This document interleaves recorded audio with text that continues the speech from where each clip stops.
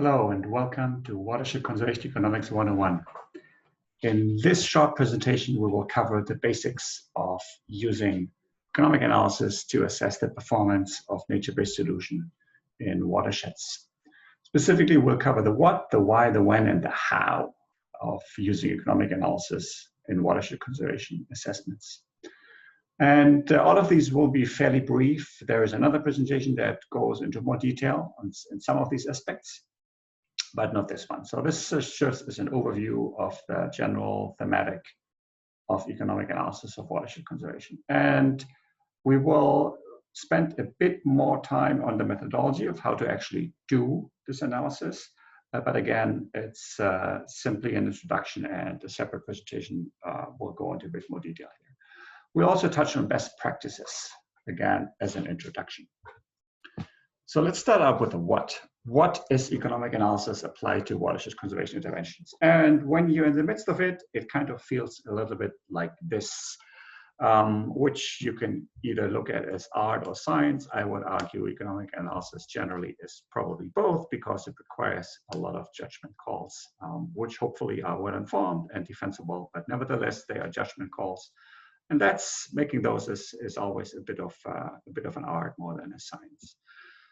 So I will try to disentangle all of this a little bit into, at least conceptually, more straightforward blocks that I guess serve better to provide an introductory overview of what it entails to analyze watershed conservation interventions from an economic perspective.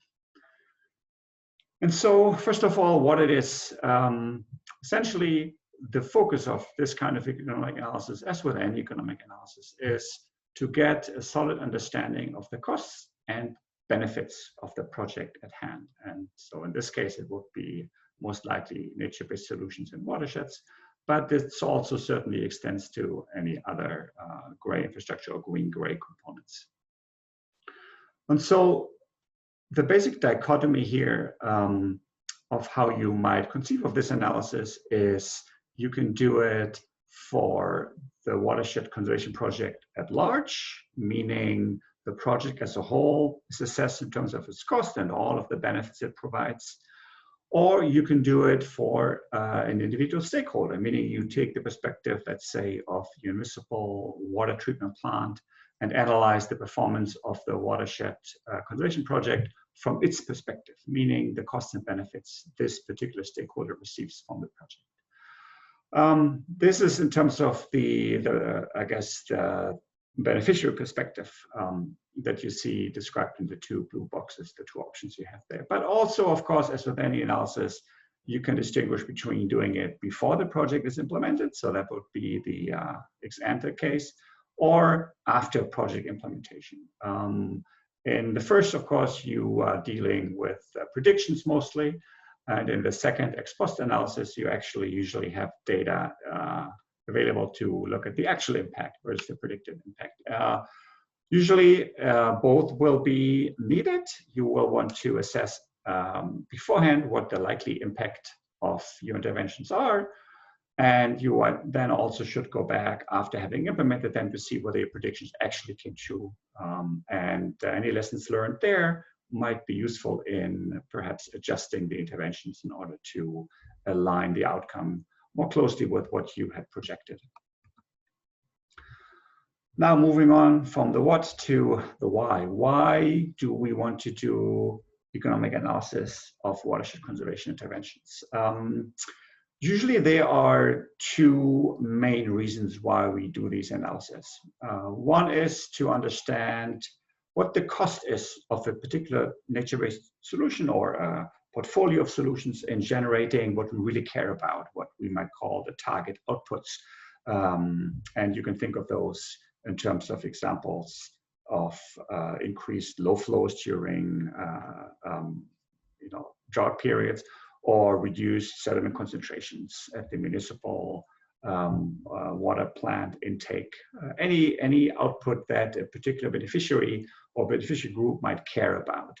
And so you could assess, using economic analysis, how cost-effective watershed conservation interventions are in supplying this particular output.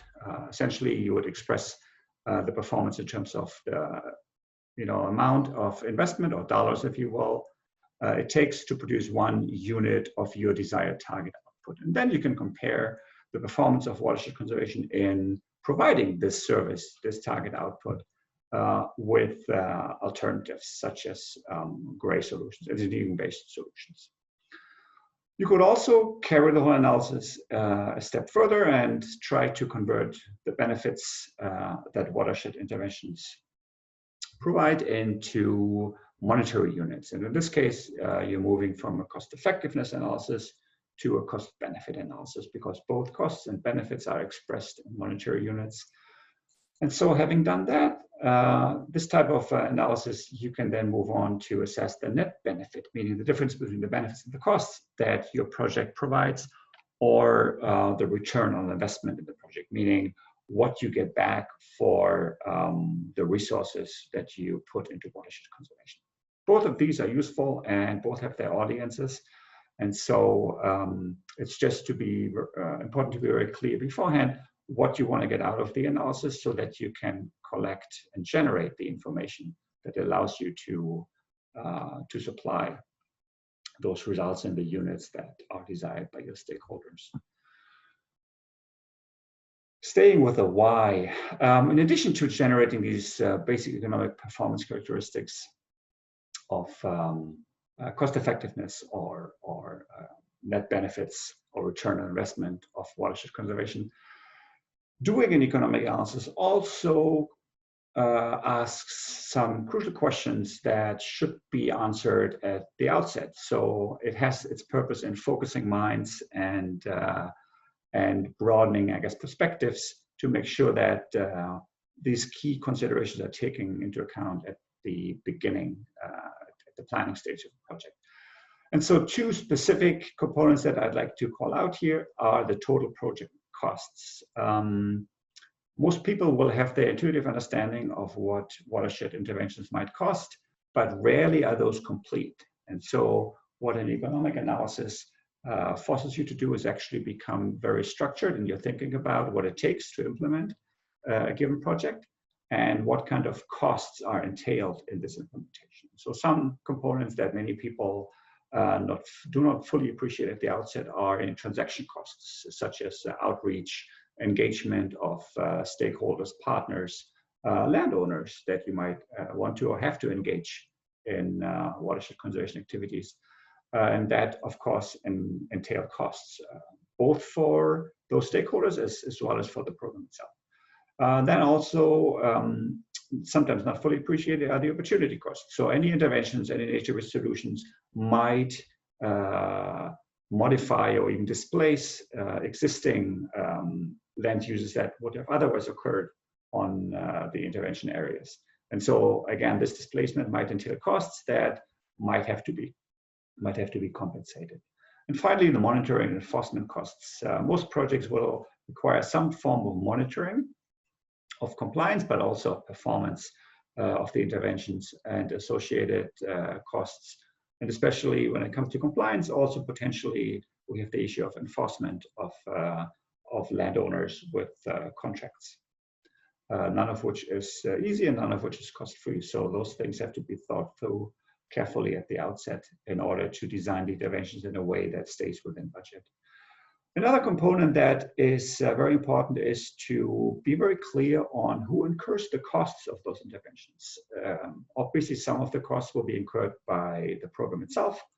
Others will be incurred by partners, collaborators, but there might also be costs that are borne by what we might consider third parties, outsiders, if you will, who are not involved in project design implementation, and who also may not be necessarily receive any benefit from the project. So if we generate negative impacts on those stakeholders, then certainly we want to be aware of that, and we might want to consider mitigating those negative externalities from a perspective of fairness and or political support for the project overall. And so 2 more key characteristics of nature-based solutions and watersheds that an economic analysis forces us to be very precise about are the type of changes in natural parameters and associated benefits that we're trying to promote, right? Because any interventions will have a variety of impacts, and we want to be very clear which of those impacts are most valuable, and who the stakeholders are who are affected by the changes in those ecosystem services that our interventions produce. So directly related to identifying these valuable ecosystem services that our project might produce, we need to then be very clear about what the indicators are and what the units are that we use to measure those results, those outputs that our project produces, right? Because when we want to actually attach economic values to the changes in ecosystem service flows, then there are some indicators of those ecosystem services that are more amenable to economic analysis than others, and we want to make sure that we pick the ones that make economic analysis easy and also facilitate it in a way that yields results that are reliable, right? So the key question here is identifying who are the key beneficiaries of the project, who are the people or entities that receive the biggest benefits, and how much do they benefit? And based on that, given what the benefits are that our project generates, or the benefits that we are primarily interested in quantifying from an economic perspective, then we need to be also very clear about how we can quantify those benefits. What are the units that are most meaningful when we try to quantify those benefits? And those units then are the ones that we'll use in identifying, among other things, what are the models that we might use to model the impacts of our interventions. And what are the parameters that we might monitor in order to demonstrate the impacts. And why does this matter? Well, it matters because we want to design, we want to design our analysis in order to generate outputs that are meaningful for the project overall. And we also want to use the analysis to actually make sure that the design of the project is as good as possible, if you will, right? And that's why it's crucial that this economic analysis is developed jointly with the biophysical analysis that a project will conduct. And that is key because the economic analysis influences various points in the design and in the analysis of watershed performance projects. And so just a few of these that I think are fairly obvious once you think about it a little bit is that once you identify the benefits and the key beneficiaries that nature-based solution affects, then that automatically helps you identify what metrics matter to those beneficiaries. When we're talking about a water treatment plant, for example, one of the key metrics would be total suspended solids concentrations at their intake, right? And once we have those metrics defined, that automatically narrows the focus on what models are available to actually use to analyze the impact in those units. And we want to be very specific here. So the metrics we use, they have a temporal dimensions and a spatial dimension. When we talk about the watershed conservation with the purpose of reducing treatment costs for the municipal treatment plant, then we need to use models and we need to produce analyses that actually measure the impact of our project on those concentrations at the intake of the water treatment facility, not somewhere else in the watershed, maybe 20 kilometers upstream. No, we need the metrics in a specific location. So our models need to be able to generate outputs at locations in the watershed that are relevant to specific stakeholders, and that might constrain the choice of model. Same for the temporal resolution. Some stakeholders, some beneficiaries might be interested in ecosystem service flows during a particular period of the year. So in that case, for example, it might be total concentrations of suspended solids after major storm events rather than averages throughout the year. And so that again narrows your choice of model that you might use to run the analysis. If you have a model that only can give you sediment concentrations as an annual average, then that obviously wouldn't be a model that you would apply in this situation where the treatment plant is interested specifically in concentrations of sediments during short windows after major storm events, right? So again, the choice of metric determines the choice of models and is itself determined by the types of beneficiaries that we are doing the analysis for or that we want to include in the analysis. Also, the type of benefits and the type of beneficiaries that we identify as key for the analysis will then determine the intervention portfolio that we might assess, because not all nature-based solutions have the same impacts on particular ecosystem services. So identifying who the main beneficiaries are or potential beneficiaries also in some cases narrows the focus of what interventions to deploy in the watershed. So if you look, for example, at riparian and reforestation, that is certainly useful in reducing sediment loadings. It's not as useful in reducing massive flooding after storm events, just because the vegetation area is simply has a too small footprint in the watershed to really make meaningful differences to this type of phenomenon. So again, the benefit, the specific type of benefit that you use in will determine what nature-based solution portfolio you might want to deploy in the watershed. And then moving on, once you have identified that potential portfolio, then of course the next step is in costing it out, meaning trying to be realistic about what it actually takes to implement that portfolio. And that in turn will have a feedback via your budget resources into what portfolio you can actually afford to deploy in the watershed. And finally, identifying benefits and beneficiaries in a very clear way also aids with the quantification of the benefits. Specific beneficiaries have very specific needs in terms of how they need their benefits quantified. In the case of a treatment plant, it might be that the only measure that we're really interested in is avoided treatment costs as a result of reduced sediment concentrations. So that is certainly very different from other stakeholders who might be interested in perhaps increased tourism visitation in the watershed or increased agricultural irrigation water availability. And so again, choice of benefits and beneficiaries and being very clear who they are will determine how you quantify the benefits. So again, there are different points in time at which you can use economic analysis to assess the performance of your watershed interventions. And so certainly one common point in time is to deploy such analysis before you actually start seriously designing the project, simply to scope out whether or not there is an opportunity in a given watershed to deploy nature-based solutions.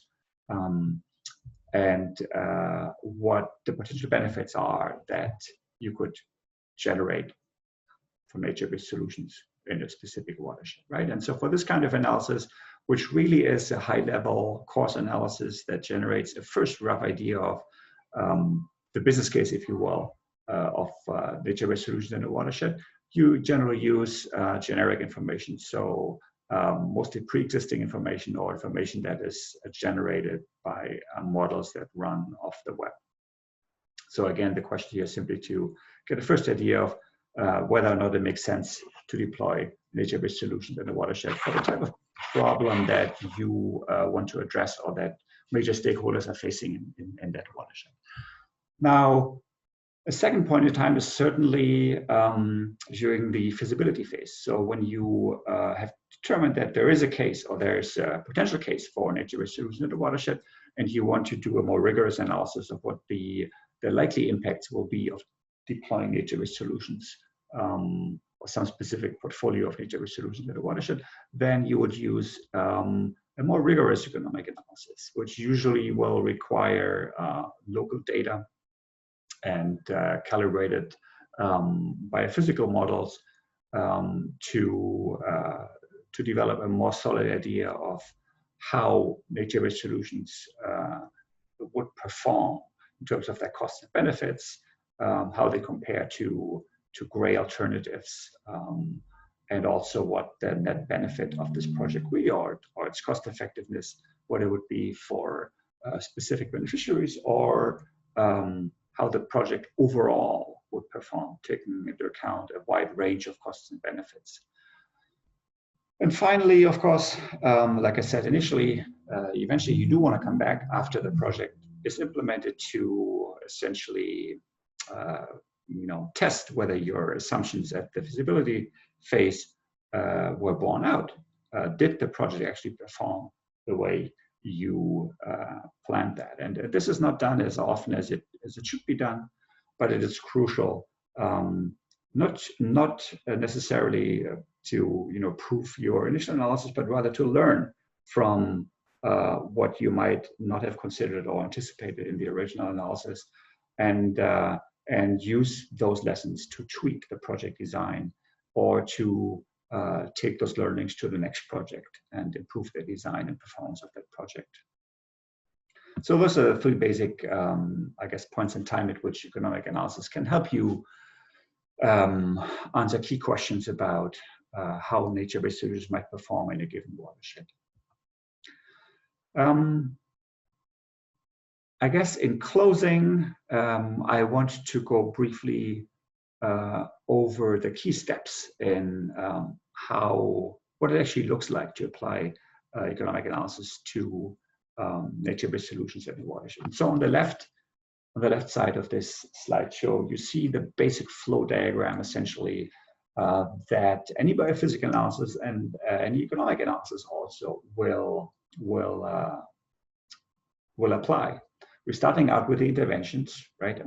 These interventions will produce a certain change in what the watershed looks like, and the ecosystem structure, if you will. And those changes vary among interventions, right? And so changing the structure of the watershed, be it the vegetation or the soils, will have an impact on how that watershed performs, so on ecosystem functions within the watershed, which in turn then affect the services that the watershed provides, being the timing of water delivery, the total quantity of water delivery, water quality aspects, such as nutrient concentrations or sediment concentrations in the watershed. And from that, the analysis moves on to look at trying to attach economic values to the benefits that those changes in ecosystem services produce, and eventually contrast those values with the cost of watershed intervention. And so this is kind of what the diagram that you see starting out in the left of the slide and moving clockwise to the final diagram that shows you the return on investment. This is what the analysis looks like. And so let's go over some of these key steps and the methodology and best practices for each of those. So first of all, as we already pointed out, you need to identify the key beneficiaries and the ecosystem services metrics that they care about. So this really cannot be overemphasized. We need to be very specific about what is it that a given stakeholder is interested in, and how do we measure it most appropriately. What are really the impacts that they care about? And so just to illustrate one example here, there is a big difference in assessing impact for a water treatment plant, which is really interested mostly in concentrations of total suspended solids, and perhaps more specifically also both in the total concentrations throughout the year, as well as peak concentrations during certain time periods. So two aspects that you need to have clarity on. Contrast that with a dam operator who will be mostly interested in the total sediments that enter the reservoir over the year, or per year, I should say, because that reduces the hydroelectric capacity and might involve temporary dredging of the reservoir, which is very costly. It might also affect turbine wear, and so again, there are different sediment fractions that we're talking about here. So we need to have clarity on at the outset, what are those specific metrics, the specific environmental parameters that we need to measure in order to assess the impact of interventions for this specific beneficiary, or for these specific beneficiaries if there's more than one. So this is a crucial step at the outset, because there are limitless cases where economists were not involved, or engineers for that matter, were not involved in the initial design of monitoring, analysis, and modeling. And then those modeling and monitoring analyses yielded outputs that were completely useless for the economic analysis. And so we certainly want to avoid that. So that's why economic analysis should be co-developed really with the biophysical analysis of watershed conservation interventions. Moving on from identifying key beneficiaries and associated ecosystem service metrics, the next step then is to actually identify and calibrate the appropriate ecosystem service models. And like I said 10 minutes ago, that the ecosystem service metrics that we identify as being of key concern often determines, or at least narrows down, the choice of ecosystem service models that are capable of delivering outputs using those ecosystem service metrics that we're interested in. And so here some key aspects are that certainly we need to understand what is the degree of uncertainty that is acceptable to the stakeholders in the analysis. And we also need to understand what the temporal and spatial resolutions are, in addition to the ecosystem service metrics that the models can handle. And so finally, there are large numbers of analyses that do not use calibration to actually test their models. And so that is always a reason of concern, because you don't actually know how large the error might be in your analysis if it is uncalibrated. So any quality analysis will involve some local data collection in order to make sure that your models are performing satisfactorily.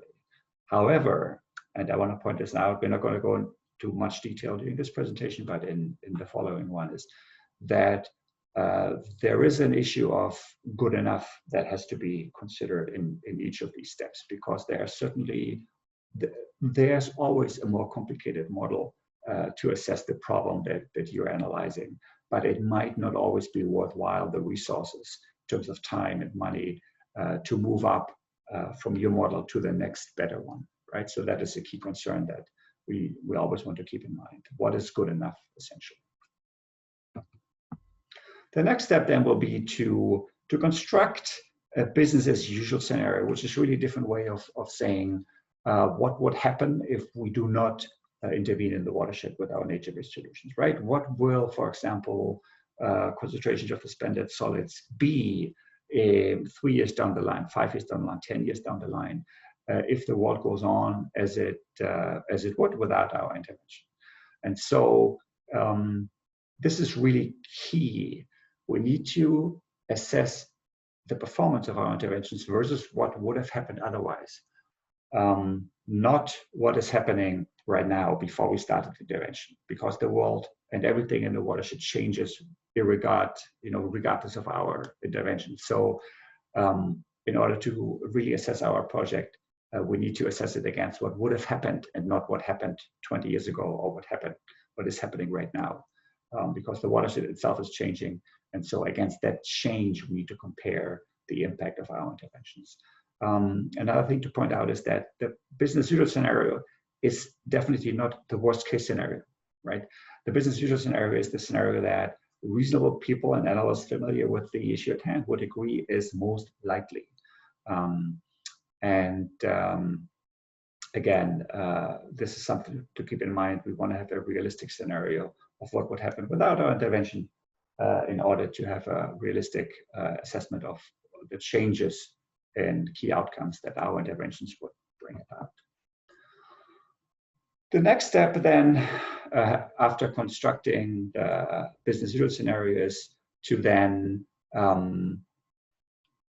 model out the impacts of potential interventions in the watershed. And so here, usually at the outset, we are not totally clear on what the perfect intervention scenario or portfolio looks like, right? So at this stage, you would be able to use the modeling to test how different interventions affect the key ecosystem services that we are concerned about, or that you are concerned about in a given case. So this is the step at which those modeling exercises are most useful in order to identify what the ideal intervention scenario would look like. And obviously, in a watershed, we're dealing with lots of uncertainty in terms of land use change in the business zero scenario, or simply variation in key environmental parameters that lead to uncertainty in the impacts that we might bring about. And so in those cases, depending on how large those uncertainties are, it's usually advisable to design the analysis in a probabilistic manner. Whether you'd be interested in flood reductions, for example. Rainfall obviously is probabilistic, and so it's usually advisable to also design the analysis in a probabilistic way, and not just one scenario, but rather varying several key parameters so that you get a range of impact estimates. So the next component here is, and we touched on that briefly, is to get a good handle of what the costs are of your project, right? And so it's very important to be clear about the totality of those costs. The most obvious component that most people think about is the actual, what we might call platform costs or program costs, right? What it actually costs to design and keep the program running, staff time, and other overhead costs. Another component certainly are the opportunity costs. Basically, the value of land uses that the program is displacing when it asks land users to change their land management, for example, right? So those are costs that in many cases will have to be compensated. So certainly an important component to keep in mind. Then we have the actual site intervention costs that in many cases a program might implement itself, tree planter, for example, fencing. So to the extent that those are not borne by the landowners, they would have to be borne by the project or the municipality or some other partner organization. So they form part of the cost that has to be accounted for. And then we have also transaction costs, like I said, anything that actually is required to make watershed conservation happen has its own cost in terms of outreach, engagement, communication, and so on. Perhaps legal analyses also as well, contract signing and enforcement. So all of those we want to have clarity on at the outset. And so the pie chart that you see on this slide is just an example of 17 watershed conservation programs that we have analyzed. And so the data from those 17 programs, they span between 9 and 20 years in duration. So this is some kind of good composite representation of the cost breakdown. And what you see here is the light blue or medium blue shaded almost half of total cost. Those are the actual implementation costs borne by the project. So in many cases, the project actually carried out substantial activities in the watershed in terms of restoration, reforestation, protection activities, right? And the dark blue slice represents payments to landowners, right? Which, as I pointed out, are certainly important. And that together accounts for slightly over half of the total cost. But you see that there are large chunks of the total cost that are actually taken up by a variety of other activities, such as program management, right? Most programs will need staff. I shouldn't say most, all of them need staff. And there are a range of other costs that are incurred, as you see here. So it's very important to keep this in mind. It's not just planting trees or putting up fences. There are many other things that incur costs and do so on an annual basis. So that has to be taken into account early on so that the program can be designed in a way that's financially sustainable. Moving on from that is a clear understanding of what the benefits are that our project produces for specific beneficiaries. And again, I can't emphasize this enough, compared to what would have happened without the project. So compared to the business as usual scenario. And there are some key aspects here that are sometimes forgotten that I would like to emphasize. First off, and that's perhaps most obvious, at least to economists, is if there is no one who benefits from your from the change in an ecosystem parameter that your project produces, for example, reduced concentrations of suspended solids. If there's no beneficiary, then there is no benefit. And I guess the example that is usually used in the literature is if you have a lake that is pristine and provides scenic beauty without equal, but there is no one there to actually use those natural resources, then the economic value of that lake is zero, right? And so we want to be very clear about this. If there's no one who we are benefiting, no one who receives a benefit from the nature-based solution, then there is no benefit. So it's very clear we have to be here constrained at what we assess as a benefit by there being an actual beneficiary. Second, we want to be very, I guess, rigorous in the relationship that we assume between ecosystem services and a specific benefit.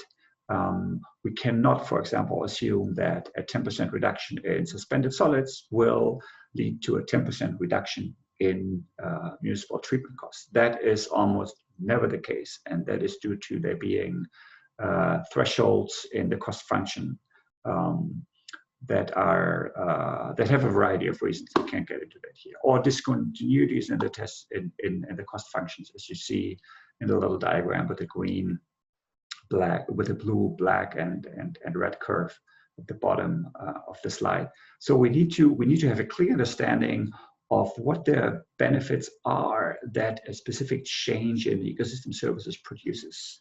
And so for that, it is indispensable to work closely with the specific beneficiary to understand how changes in a particular ecosystem services affect their production function and their cost function. So this should not be based on a desk study. This has to be based, if it is watershed specific, right, for specific stakeholders, this has to be based on stakeholder specific information. So it's crucial to bring them in at this early stage to understand really what matters to them and how a change in an environmental parameter that we might affect through our program will benefit them. Another key thing to understand here is that there are very few values that do not change over time. So, for example, having additional water in the river channel for abstraction, for agricultural irrigation, of, let's say, that value varies depending on the time of year, right? There are certain times of year during which crop irrigation from river water might be very helpful, and during others it might not matter because there is enough rainfall. So we need to be very clear about what actually the temporal and spatial dimension is of the benefit that we are providing. We do not want to count something as a benefit that does not actually generate a benefit. So again, working with stakeholders to clearly understand what benefits them and the dimensions, both in space and in time, that determines the value of those benefits. Now, having done all of that, we can actually, using both costs and the impact of our interventions that we modeled in a previous step, we can then compose our ideal intervention portfolio and proceed to modeling the impacts that that portfolio will have on the key ecosystem services of interest in this particular watershed. And so here, when we talk about the optimal portfolio, this is the combination of interventions that is expected to produce the biggest net benefit. So the difference between benefits and cost, or the highest cost effectiveness versus the business usual scenario, right? And so this is of course always constrained by the budget that we have. And so it will not always be possible to compile this theoretically optimal portfolio, but at least we want to be able to tell what that portfolio would look like. So then we can, from there, move to the next best scenario that is actually feasible within our budget and within other realities that constrain the portfolio in a given situation. So again, trying to design an intervention portfolio that delivers as much as possible of what we want at the lowest cost. So the final step here is to, and this is the easy and fun part, to actually combine all the previous outputs into calculating the return on investment or the cost effectiveness or the net benefit of our intervention in the watershed. And so with this, we conclude this very brief introduction to how to use economic analysis to assess watershed conservation projects. Thank you very much for your attention, and goodbye.